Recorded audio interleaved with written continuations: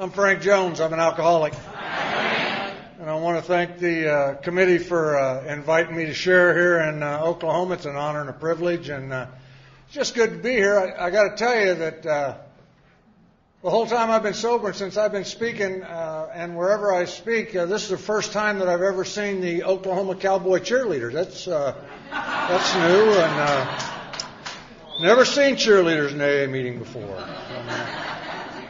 I hope you're still doing it next year when Clancy gets here. And I got a question on the countdown before I get started. And it's not with the alcoholics. It's with the Al-Anons. I just got a question. And Vinoy's sitting there already with their phone ready to dial. How do we know if they ever slipped or not? I mean, think about that. Come on now. How do we know whether they slipped or not? Well, I just thought that's just something to think about.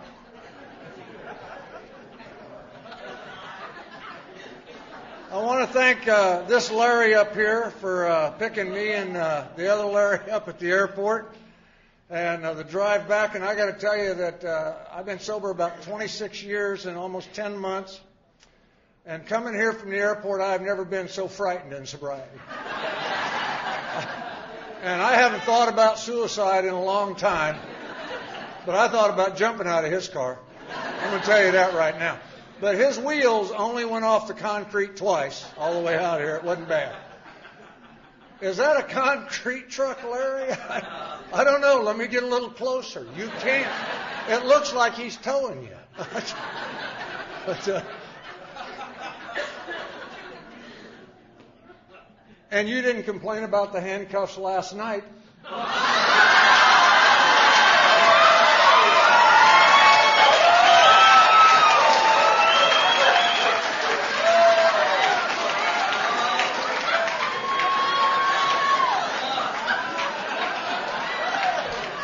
How do you like me now?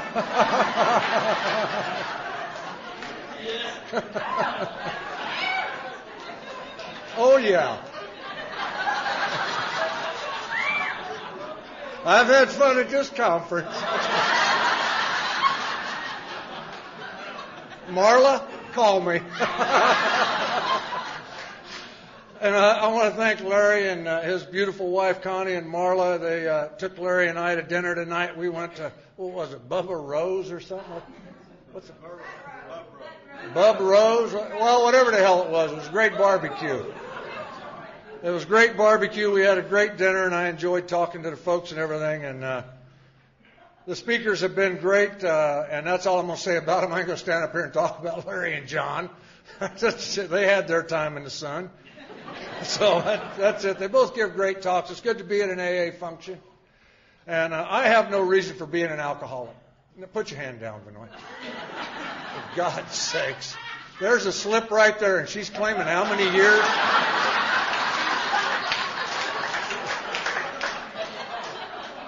This can go on a while. I don't run out.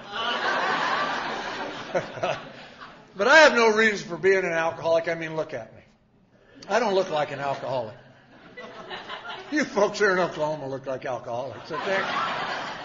And I got to tell you that I'm glad I stuck around Alcoholics Anonymous long enough to find out some things. You see, when I got here, I used to sit in the back and I didn't pay attention. And I didn't listen to Chapter 5 being read in the 12 traditions because they didn't mean anything to me. My life wasn't unmanageable when I got here, and I wasn't powerless over alcohol. I could outdrink anybody I knew, and I run everybody's life that come in contact with me. I couldn't be restored to sanity by any type of God because when I came to Alcoholics Anonymous, I didn't believe in God. I can't turn my will and life over to something I can't believe in. I'm never going to write that inventory. I'm not going to put on paper the things I've done. I'm not a fool. And I'm not going to have to read it to somebody because I'm not going to write it. I had no defects of character or shortcomings when I came to Alcoholics Anonymous. I'm not going to make a list of people I had harmed and become willing to make amends to them because I never harmed anybody that didn't deserve it. If that guy in the bar hadn't run his mouth, I wouldn't have hit him in the mouth with a glass of beer or a bottle or something. So it's his fault. It's not my fault. He needs to learn how to act in the bars. If I ended up with your wife or your girlfriend, that ain't my fault. That's your fault. You need to learn how to take care of it. Because if you can't, I will. And if you left your money in your wallet out and I took it, that ain't my fault. You need to learn to lock your stuff up. I mean, that's how I felt about things. So I didn't do anything to anybody that didn't deserve it and need to be taught a lesson. Make direct amends. I don't have to. Continue to take inventory, and when I'm wrong, promptly admit it. Nope. If I wait long enough at your program, you'll make amends to me. I am not trying to offend anybody in here. I'm not trying to be cute. In prayer and meditation, I cannot meditate. I have a hard time meditating. I don't know. I'm just going to be honest with you tonight. It's going to be a little raw, and some of you's going to like it, and some of you's ain't. Go home and write about it. Deal with it. Call your sponsor. It'll be a new experience for you. But I have a hard time meditating. Meditating, they tell me you get up in the morning and you clear your mind. That's when mine's the busiest. I cannot clear my mind in the morning. I cannot get one with God in the world. I can't sit and think about the green grass and the blue sky and get a quiet heart. I can't do that. I'm just being honest with you. If I get quiet with myself and I think about naked women. I'm just telling you how it is. And then I think about robbing an armored car and taking them down to the Bahamas. Now, I have a God in my life today, but I still today, 26 years, 10 months sober, I have a hard time meditating. Just being honest with you, I'm self-obsessed. 12 Step says as a result of working those other 11, I'm going to have a spiritual experience or a spiritual awakening, and then I'm going to help the alcoholic that still suffers. And when I got here, I didn't care about the alcoholic that still suffered. I didn't care about anything but me. I wanted to shut my head off.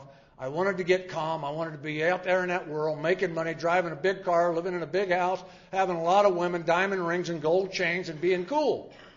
And I used to sit back there and pay attention to nothing. And I'm glad I stuck around long enough to start doing the things I heard from the other speakers here at this rally. I started to get involved. And the more I got involved, the better I felt. When I got commitments at the meetings and started helping out at that meeting, started setting the chairs up, taking the trash out, mopping the floor, sweeping the floor, picking up cigarette butts, I felt better when I left the meeting. When I call my sponsor, and I still do, Monday through Friday, I don't care. All I got to do is call him on Wednesday, but I call that man Monday through Friday. And I got nothing pressing to tell him today, but when I pick that telephone up and I dial his number, and when I hear that man's voice, I feel better. I can't explain it to you. I don't know how to tell you what happens, but when I hear that man's voice, I feel better. By the time I hang that phone up, I am okay. I don't want to come to AA meetings. I didn't want to get up at 4:30 on Friday and fly to Oklahoma. This isn't a claim to fame. I didn't want to do that. But something funny happens when I do the things I heard Friday night and this morning. I get up and just do what I'm supposed to do, and I go to those meetings, and I come to these rallies, and I go to my home group. And I do the things I'm supposed to do and listen to Chapter 5 and the 12 traditions. I listen to the speakers. By the time I leave that meeting, after talking to my friends, I feel better. That's why I go to meetings of Alcoholics Anonymous. I can't explain it. I don't know why I feel better. I just feel better when I leave a meeting. When I work these 12 steps, and I don't want to do that. I don't want to be a good guy. I hear people stand at these podiums and say, I'm a completely different person than when I came into AA. Well, what'd you have, a sex change operation? How in the hell did you become that? I am exactly the same person that walked in here 26 years ago. The only thing I do today is I try not to act the way I used to act and do the things I used to do. I try to act like a member of Alcoholics Anonymous the way I've been taught here. The way I've been directed by my sponsor and the examples that have been set before me, I try to act like a member of AA. As a result, I don't act and do the things I used to do. And when I do that, I feel better. That's why I do Alcoholics Anonymous. I was born into a great family. I was born in Danville, Illinois. Mom and Dad were married to each other 50 years. They provided a great home for me. I had an ideal childhood growing up. I wasn't abused, mistreated. I wasn't whipped, put in a room, chained to the bed, none of those things. My family wasn't dysfunctional. If it was, when my two brothers and I left home, it got back to normal.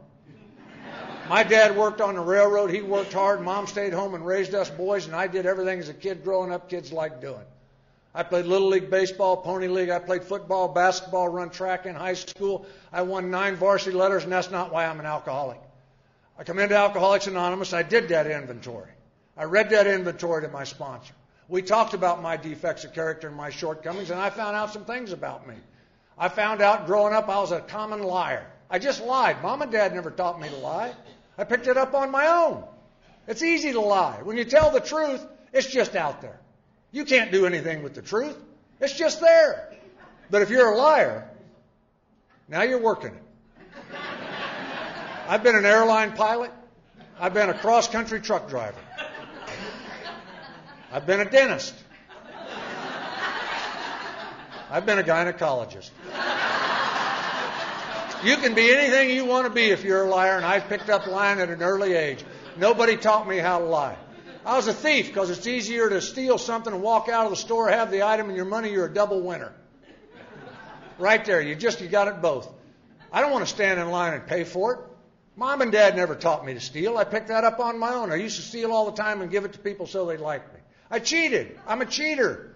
I don't want to work hard. I hate work. I'm lazy. Let me copy off of you. Let me borrow. Lend me. Can I have? I'm a taker. Mom and Dad never taught me that. I picked that up naturally. That's not why I'm an alcoholic. I wanted to be a macho, tough guy growing up. I grew up in the movies with Wild Bill Hickok, Lash LaRue, John. I grew up with all these guys, and those are tough guys, and I wanted to be macho. I used to wear glasses. I was tall and skinny. I was afraid of the dark in high school. I was ashamed of that.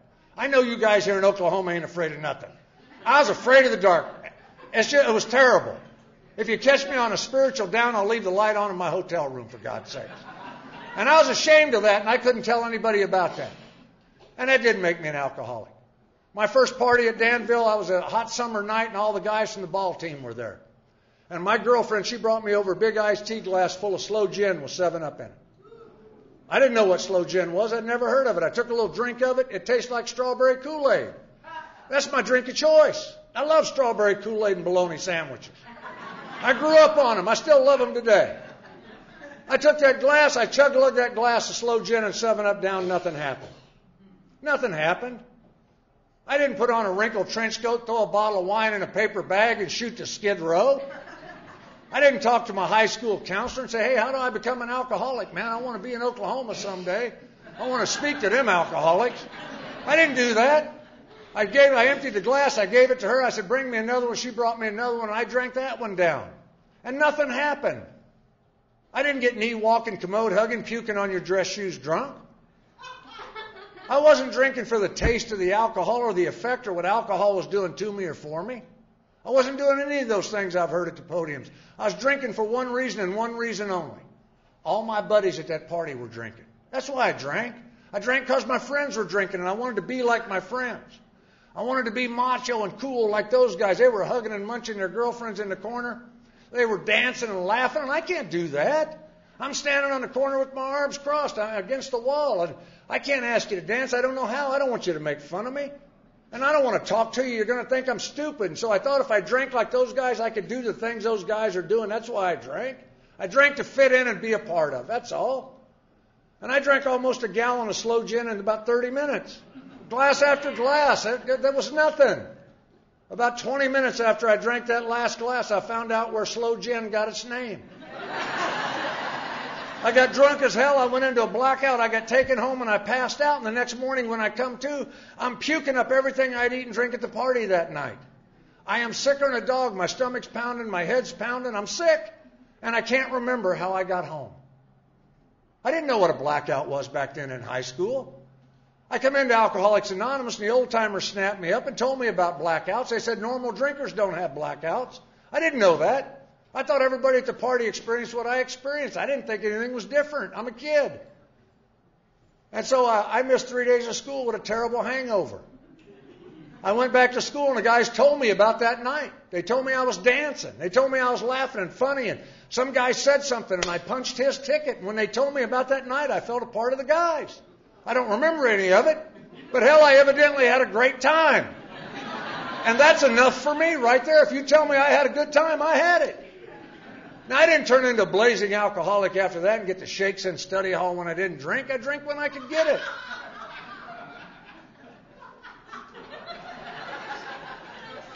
Somebody turned on to nitric acid back there, didn't they?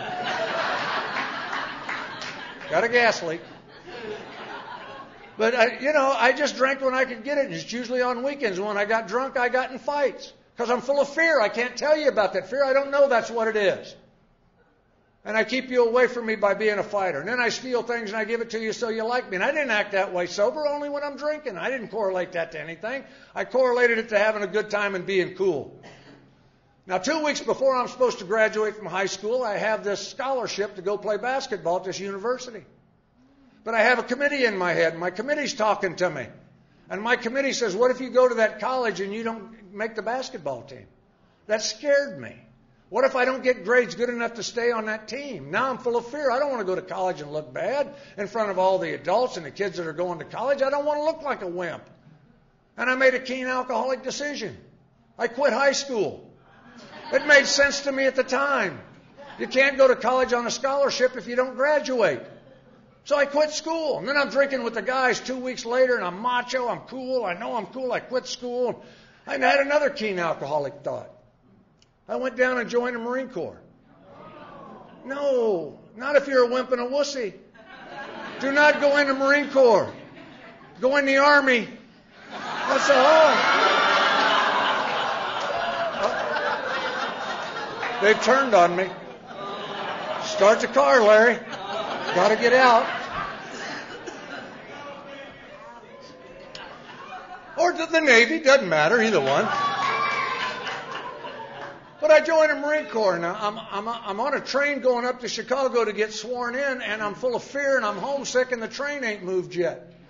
And I'm sitting next to a guy with a ducktail haircut, long sideburns. He's wearing a black leather jacket. It's got zippers on it and chains and doodads. And, this is a macho dude. I want to hang with this dude in Chicago. He's going in the Marine Corps. And he's drinking out of a little brown bottle. And he said, hey, you want some of this? And I want to fit in. So I said, yeah, I'll take a hit of it.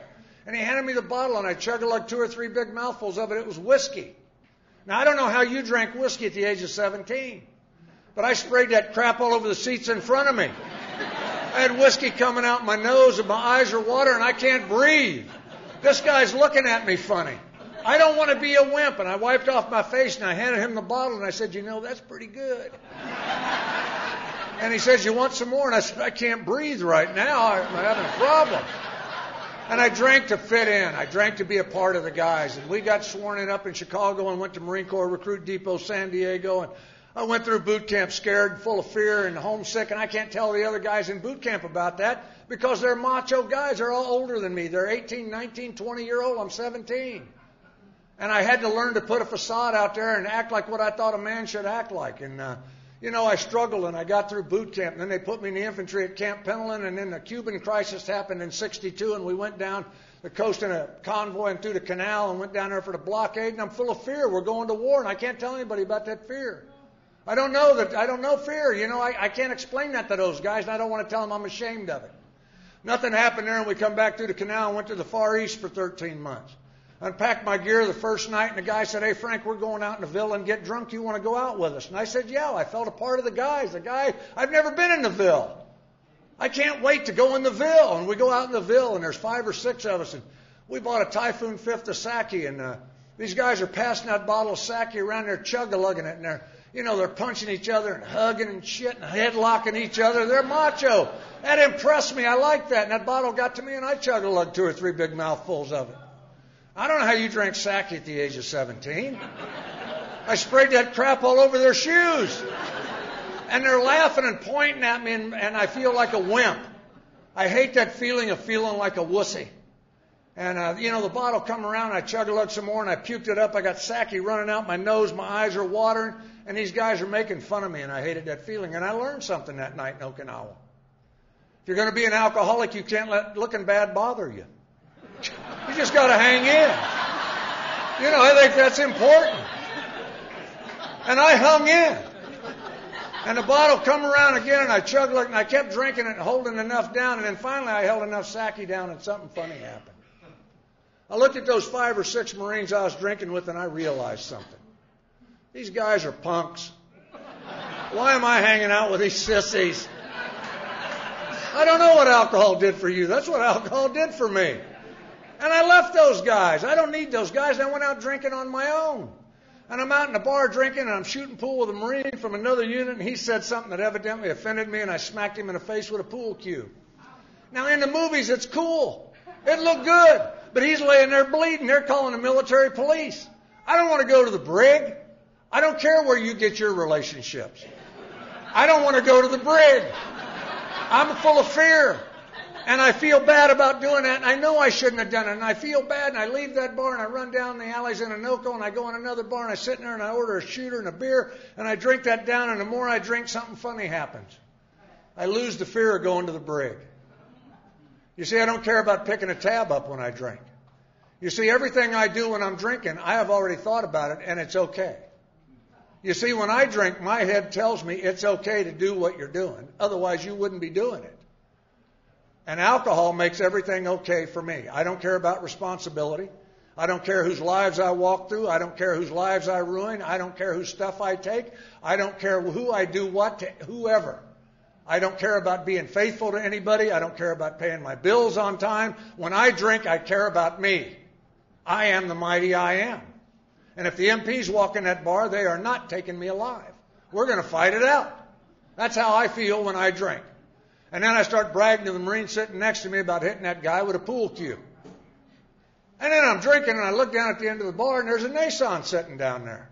Now, I'm a sucker for a pretty face.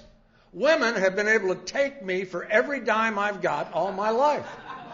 That's another 12-step program. I would be senior person in that program. And she slid up next to me, and she asked me to buy her a drink, and so I bought the young lady a drink. And then she started telling me this sad story about her mom that needed surgery. And it broke my heart. And so I gave her some more money. And her and I trudged the road of happy destiny to her hooch. Now, I'd like to stand here and tell you we had such a great time that she remembers it to this day. It was over too quick for me to remember it. And then I was embarrassed, and I felt like a wimp and a wussy. And when she went to clean up, I stole my money out of her headboard and set her house on fire. It made sense at the time. You got to understand. It's AA, for God's sakes. Throw a brother a bone. And I left, and I went back to the barracks and passed out. And the next morning at Reveille, when I come to, I'm puking up everything I'd eaten, drink in the Ville that night. I'm sicker than a dog, and I'm in the head throwing up, and the guys are telling me the MPs are looking for who hit that guy. And that guilt and that shame come back, and the fear of knowing I'm in trouble, and I'm going to get locked up if I get caught come over me, and now I'm afraid, and I can't tell anybody about that fear of what I did. And then they told me about a fire in the Ville. And my father hadn't raised me to act that way. I had never, in 50 years, he was married to my mom, and at no time have I ever heard my dad raise his voice to my mother. And I don't know where those actions came from, and I was ashamed of that. And I didn't know how I was going to make that right. I just couldn't believe I had done that. And I opened up my locker that morning. There's a bottle in there with a big red dot on it, and that's called Akadama wine. And I took that bottle of wine down, I unscrewed it, and I chugged like 2 or 3 big mouthfuls of it, and I did not throw it up. I drank some more of that wine and went out to formation. And by the time the formation was over and I walked back in that barracks, something funny had happened. My headache's gone. My stomach's settled down. I'm not throwing up no more. I feel pretty good. That's what alcohol does for me. I went right back to that locker, got that bottle of wine out, poured some in a canteen cup, and walked around drinking it.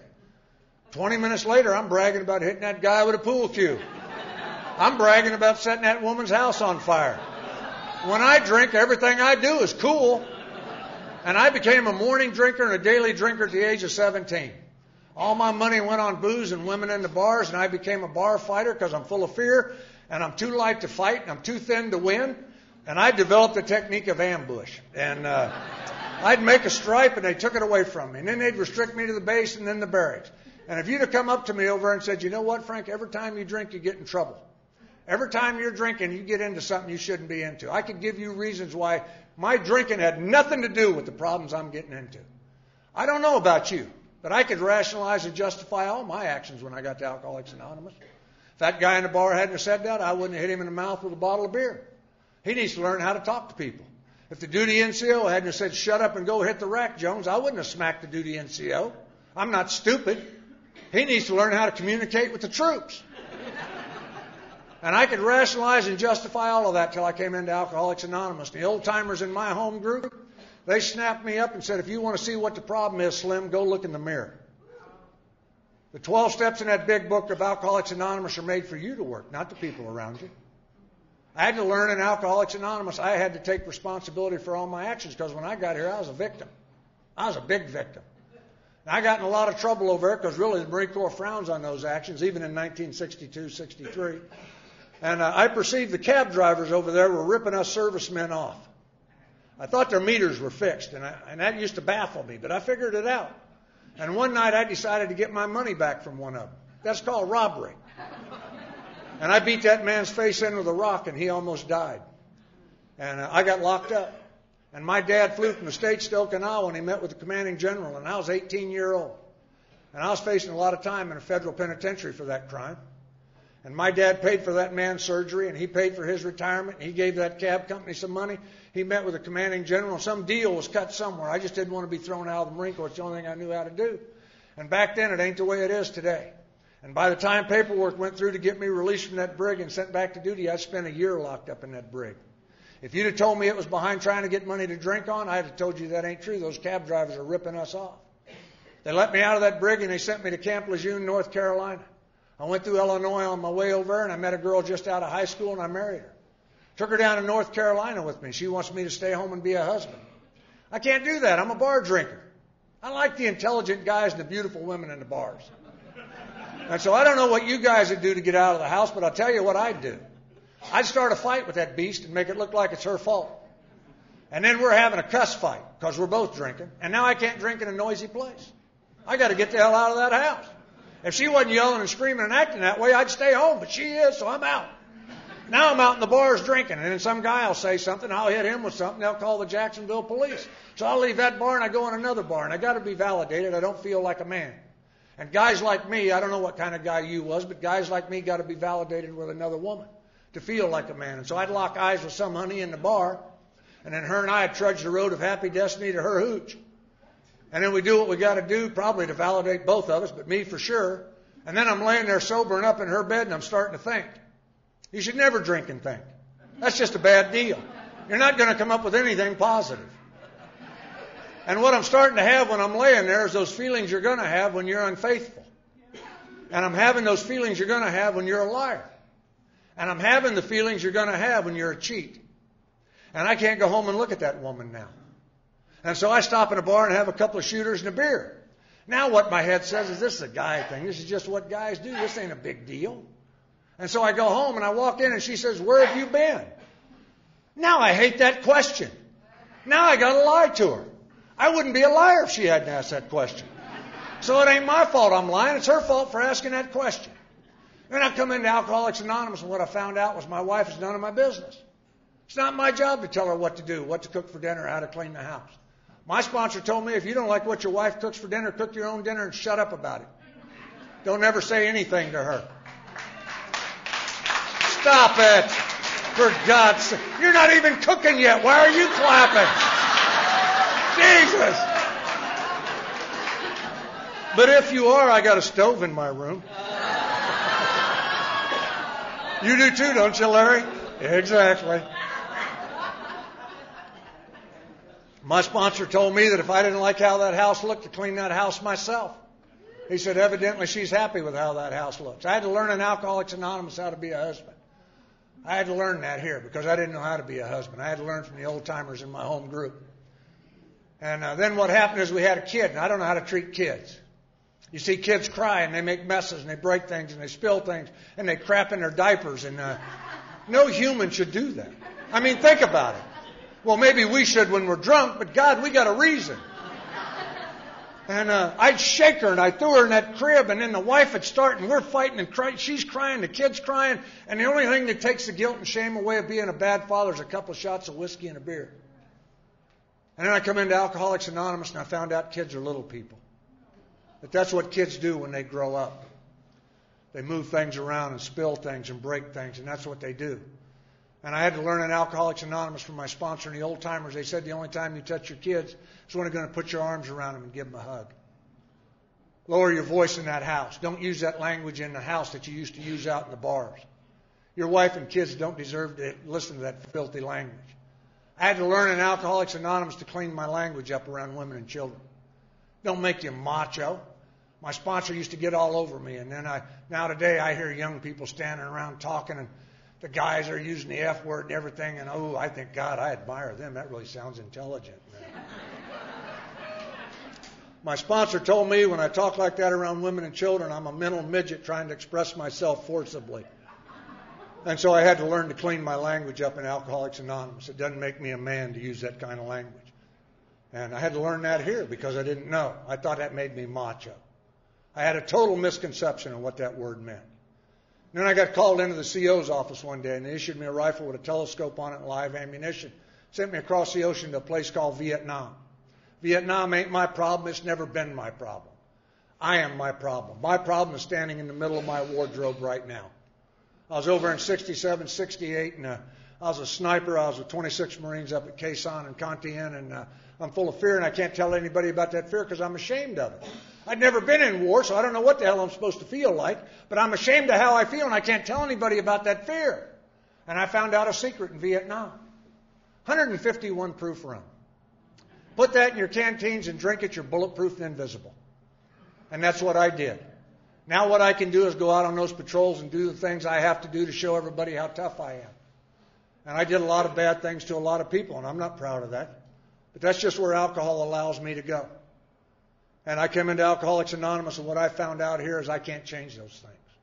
I can't undo my past. All I have is right now. I put enough nows together. I'm gonna have a sober tonight. That's it. I can't put enough nows together to undo my past. I know there's people sitting here that would like to change some things they've done in the past, but we can't do that. What I can do today is try not to treat people the way I used to treat them, try not to do the things I used to do, try not to react to every thought or perceived injustice that happens to me. I can't blame people and lash out. I have to learn about the principles of Alcoholics Anonymous. I have to learn to live outside these rooms. And I'm not a wonderful human being today because I'm over 26 years sober. I hear old-timers speak in AA, especially our group, and they're floating with God hand in hand about 6 inches off the ground. I mean, they're beautiful to see because I'd never seen anybody levitate until I came to AA. Every once in a while I see them in here, and when I was new, I'd sit and I'd listen to them, and I'd think I'll never get that good. They're never late to work. They never have lustful thoughts. They're not greedy. They don't want more of anything. They never yell at their kids. They're just wonderful. And I thought I can never get there because I can't shut my head off. And I'm comparing my head with how they're saying things. And my sponsor come up and he told me, he says, you don't have to be what this group wants you to be. You have to find out who you are and what you are and start working on that. You have to become you again. And I had to find that out. And he says, you got a lot to work on. In your case, you're an asshole. And I thought, okay. And that's just how my sponsor told it to me. He didn't love me till I could love myself.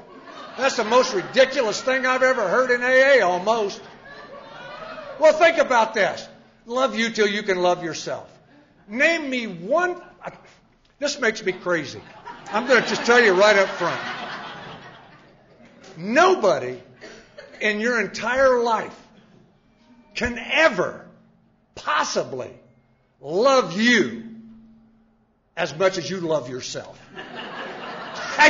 There's not that much love in the world. I don't know about you. Maybe you did, but I didn't do anything out there drinking that was for other people. Everything I did was to benefit me.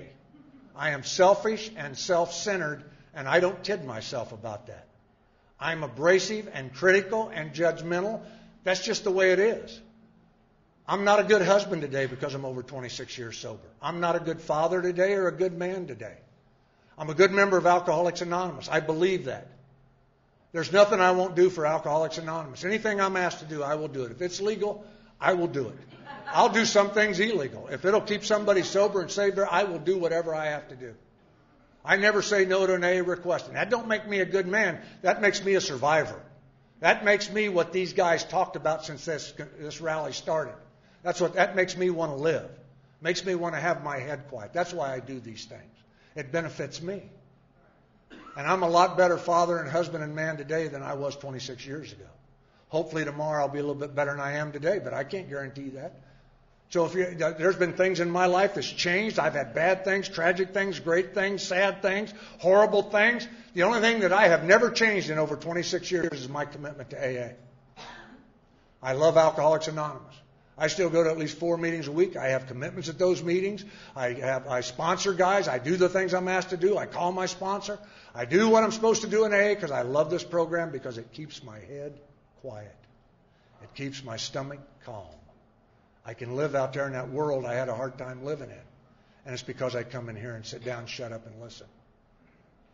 And what happened was I got blown up there during a siege at Quezon. I got wounded. And I come back to the States. I got out of the hospital. I went home. And, what happened was I'm home, and my wife wants me to stay home, and I want to get out in the bars and drink. And I had a son born to me while I was there. My daughter's growing up, and we're drinking, and we're having that cuss fight again. And I finally told my wife, shut up or I'll kill you. That woman don't believe me. Macho guys do what they say they're going to do.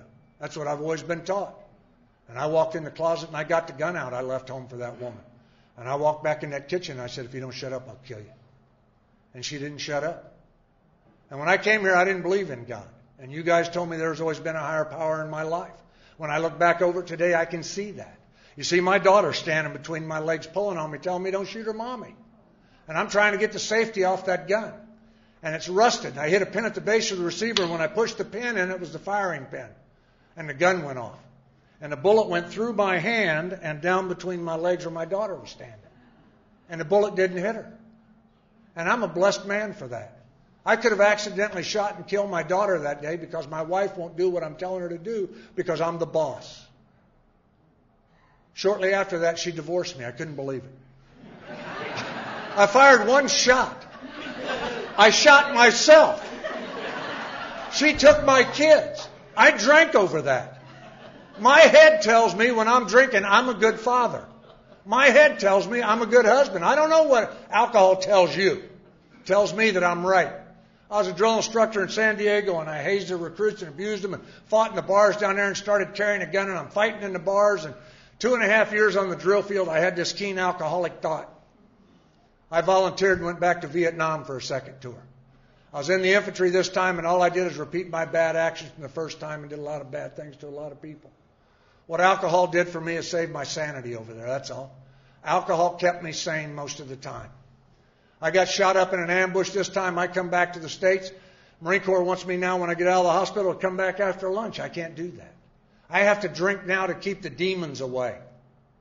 So after 11 years active duty, I got out of the Marine Corps. I became a police officer in Southern California.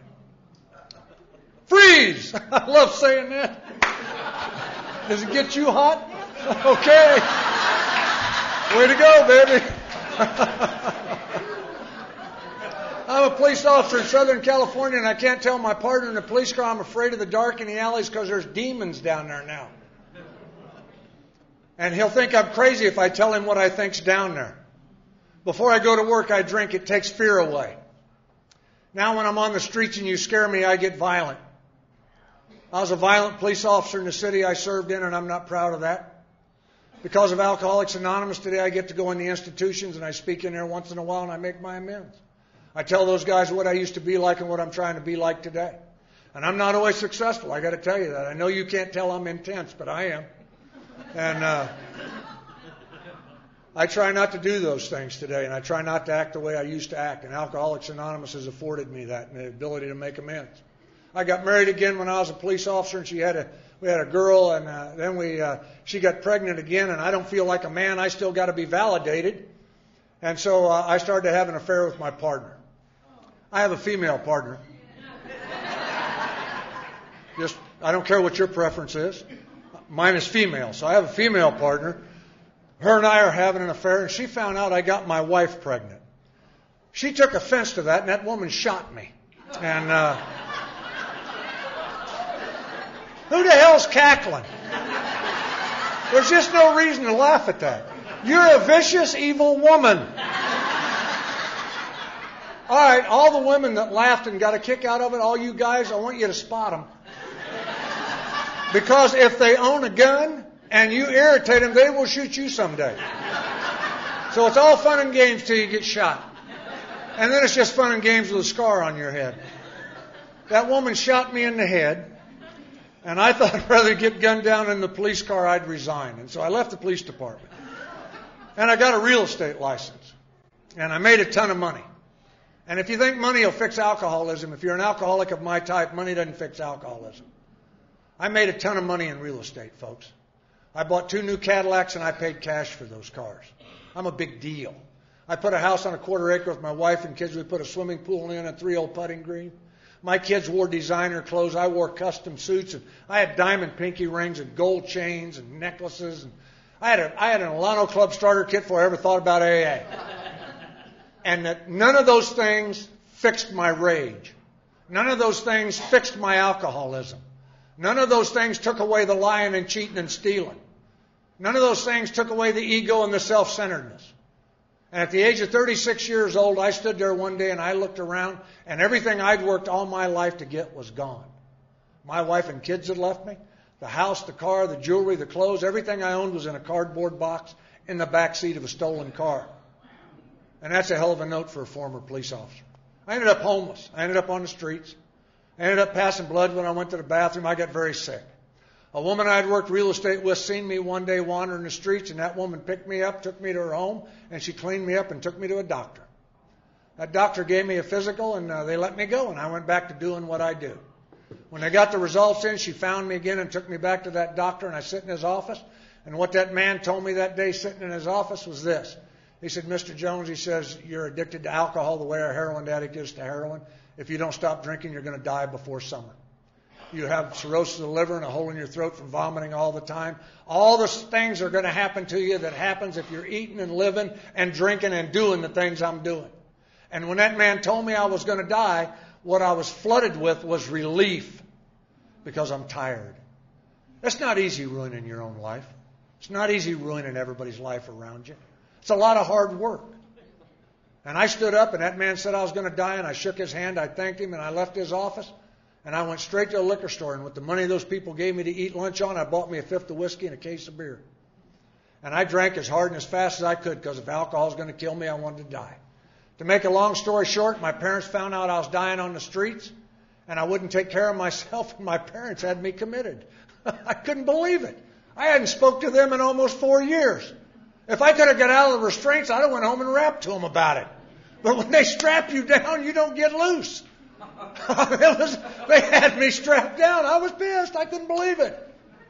And they pumped me full of vitamin B and magnesium to help with the withdrawals. And some of them I remember and some of them I don't. I remember some of the cramps and the sweats. And I seen little things in the room that wasn't in the room. And, at the end of about 10 days, they unstrapped me from that bed. They dressed me up and they put me in a van and sent me to a meeting of Alcoholics Anonymous. I didn't know why. I'm not an alcoholic. This is the only disease in the world that will kill you, and your head will always blame something else. And I walked into that meeting of Alcoholics Anonymous, and it's no different in this conference. Everybody's doing what you were doing here when we arrived. Everybody's hugging, kissing and shit. I hate that. And they're shaking hands and loving everybody. God. And then all the ladies, their hair's done, their makeup's on right, the guys are all clean, and they're all dressed well. And what I did is I judged you. I know nobody here in Oklahoma judges anybody, but doggone it, I judged you. And I realized that you hadn't lived the life I had lived. You hadn't done the killing and burning and stuff I did in Vietnam. You hadn't done the things I had done to 2 wives and 4 kids and the people I abused on the streets and the stealing and everything I had done. And what you guys did was you said, Frank, why don't you get your coffee, shut up and sit down. And I thought, I'll rip your throat out. And you said, no, there's too many of us. You ain't ripping anything. Shut up and sit down. Go to 90 meetings in 90 days. Go to AA if you want to take a drink of alcohol. Go to AA, 90 meetings in 90 days. And I heard that over and over and over. And when I left that meeting, I hated you. I absolutely hated you. I held you in utter contempt. And then I came back the next night because I had to. And you're doing the same thing. And then I looked at you and I realized that the night before I'd misjudged you.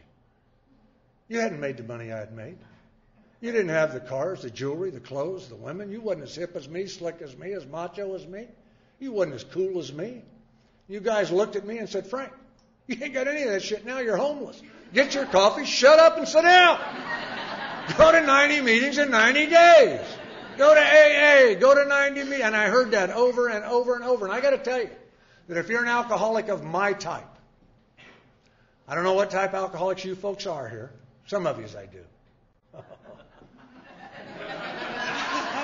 But if you're an alcoholic like me, of my type, what happened to me might happen to you if you don't plug into this thing called Alcoholics Anonymous. If you don't get yourself a sponsor, not somebody that'll talk to you about your issues. Your issues don't mean squat. That is just psychobabble from these treatment centers. Show me in the big book where it says write about your issues. It's not in there.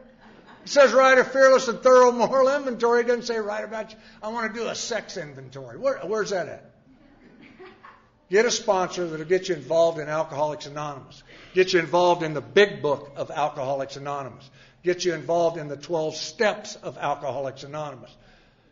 If you don't, what happened to me might happen to you. If you don't get commitments at these meetings and get a home group and make some friends in Alcoholics Anonymous and get a higher power in your life. Because you see, I walked out of that hospital and I was sober as I am standing here right now. And I stood out there in that sun and I started crying. And all the things I had done all my life came back and started sitting on my chest. And all the things I had done in Vietnam and the 2 wives and 4 kids, and even with shoplifting as a kid, came back and started choking me out. And I didn't want to take a drink of alcohol. I haven't had a desire to take a drink in over 26 years. I had a desire to commit suicide. I had a desire to take my own life. Where do you go when you're filled with desperation and you don't have a sponsor to call? You haven't made a friend in the meeting that you can talk to. You haven't got a home group that you can confide in. You don't know anything about these 12 steps or the AA slogans. Where do you go when at the end of that tunnel there's no light? And that's called hope. Where do you go when you have no hope? What happened to me might happen to you. I came back to California, found my wife and kids up in Oregon, and we moved into a little garage, not attached to a house, just the building, in a 6-acre field. We slept on the floor of that garage. We ate it out of a styrofoam chest, government cheese and block bologna, and my kids, when we had cereal, they put water on it. And I didn't go to meetings. I don't need you people. You're a bunch of losers and weaklings. I'm macho. I'm tough. I have willpower. I don't need you. I don't need a God. I don't need anything from you. And at 6 months without a drink of alcohol and no meetings, I'm driving a stolen car on the Hollywood freeway with a 45.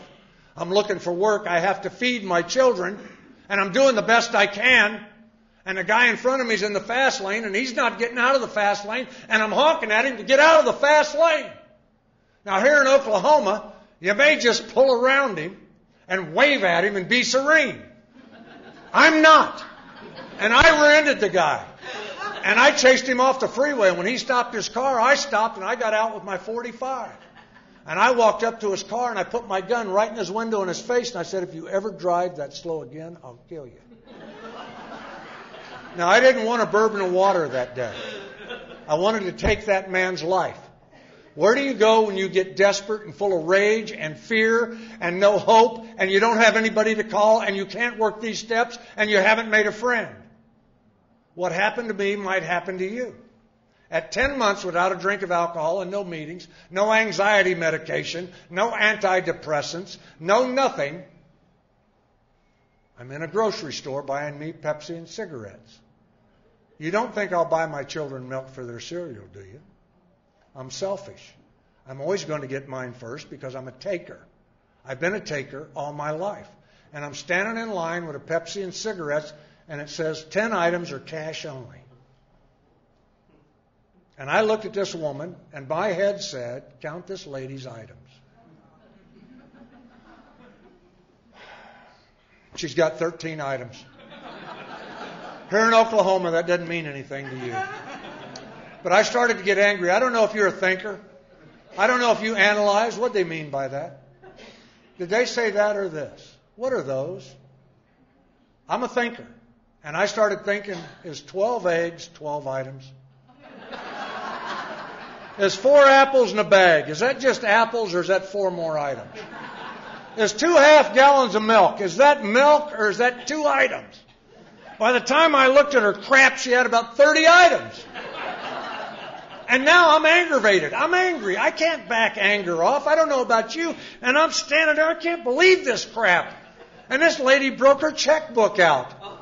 And I looked, I said, hey, you can't write a check. It says cash on the side. And she smiled and said, I'll be through in a minute, Sonny. I said, my name ain't Sonny. I said, I ain't Sonny right this minute, lady.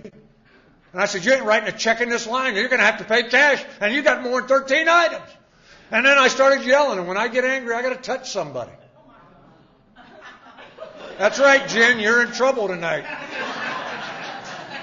It's a lady with 41 years. I took her eggs and milk and I threw the shit all over Alpha Beta. Now that will get 4 large sheriffs called on you. I didn't want a pina colada right then. I wanted to rip her blue wig off. I hated that old woman. Now you probably won't get that way. Don't worry about it. That's how I got. 13 months without a drink of alcohol and no meetings of Alcoholics Anonymous. I'm in an office trying to interview for a job. I need to feed those kids and that wife. I need to get out of that garage.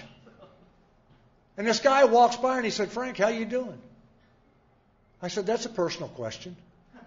Why are you prying into my private life? I said, I'll tell you how I'm doing. I don't want anybody in this office to hear about this. And I grabbed that guy by the throat, jerked him on the desk, and I started choking him. And I'm yelling at him, how do you think I'm feeling right now? I had a nervous breakdown. That won't happen to you. Don't worry about it.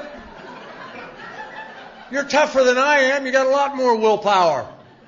And I got to tell you how God works in my life when I don't believe in God. There was a guy in my home group in that office that day. He had never been there before, ever. And they pulled my fingers off this guy's throat and they laid this card down and he said, I know what's wrong with you. But he said, I can't help you. I'm afraid of you. You got to go see this guy. And they took me back to that garage and they sent my wife and kids to his wife's house. And I had a gun and some hand grenades and det cord and shit. I was waiting for the invasion. And they put it all in a box and took it away and they sent with me. And I don't remember those days and I just cried. I had taken sobriety in life as far as I could take it. And at the end of about 9 or 10 days, they put me in a car and took me down to this man's office. And I sit in his office and I cried. And what that man explained to me that day has saved my life and my sanity up to and including tonight. This is what he told me. He said, Frank, you ain't had a drink in over 13 months.